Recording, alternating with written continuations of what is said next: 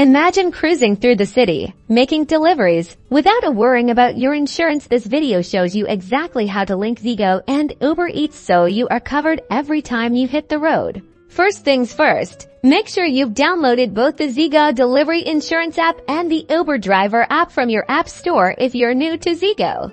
You'll need to create an account. It's a simple process. Just follow the instructions within the Zego app, providing your personal and vehicle details. Once your Zego account is set up, navigate to the Account or Settings section here. You'll find an option to link your Uber Eats account. Tap on it.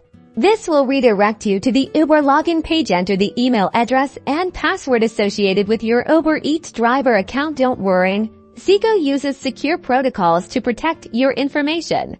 After successfully logging in and authorizing the connection, you should see a confirmation message within the Zego app, indicating that your Uber Eats account is now linked.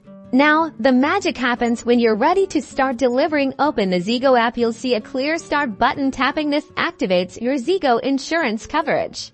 As soon as you accept your first Uber Eats delivery request, Zego automatically recognizes that you're online and working. Your insurance is active, protecting you for the duration of your deliveries.